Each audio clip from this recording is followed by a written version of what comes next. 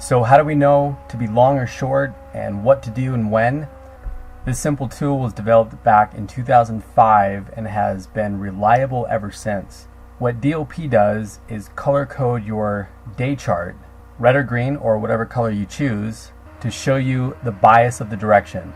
For example, from August 30th until September 10th, DOP gave sell signals every single day leading up until that date.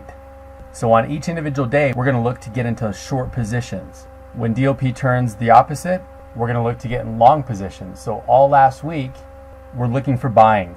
And then on Monday, the 17th of September, DOP turned red and we're looking for selling, and we had a nice drop.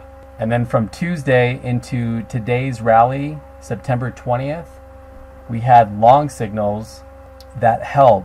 Now, if that's not simple enough, green for up, red for down, DOP comes with a companion tool called Key Turns.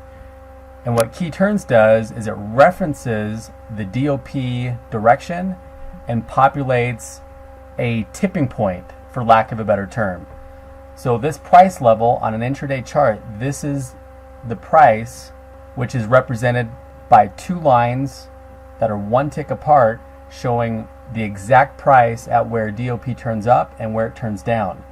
So anytime price is above it, we're going to look for buying positions, and anytime it's below it, we look for selling positions.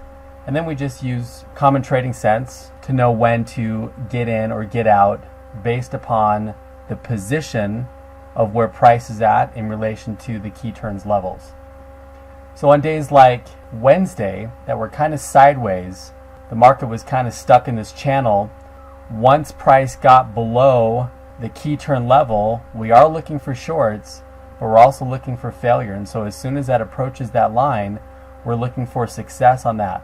We're looking for price to potentially breach that. And sure enough, it did. We came back, tested it to the tick, and we're still looking for longs all day until it does the opposite. So even on days where there's not a ton of movement, we're still able to get an edge on the market because this shows us where to look for buying opportunities. So this is the ES. What about Forex? If you trade Euro USD, same exact thing applies. When price is above the key turns level, we're looking to go long, and if it's below it, we're looking to go short. Maybe you trade AUD USD. This is the Aussie dollar. This is the exact same thing. Price is above the key turns level, and we're looking for buying. Same thing with the prior day. It's above the level, we're looking to buy. Same thing with the prior day, we're looking to buy. Maybe you trade individual stocks. This is Apple. This works for individual stocks as well. When we're above it, we're looking for buying. When we're below it, we're looking for selling opportunities. So whether you trade Forex or futures or stocks, this will work on anything. If you trade the YM, which is the Dow Mini, same story. Price is above it, we're looking for buying all day long. It's above it, we're looking to buy. And this is really helpful for transition periods. When price approaches the line, it most likely will test it. And so we can usually fade that. But what we're looking for is we're looking for succession. So if it can breach it and then hold above it, we're looking for the opposite position.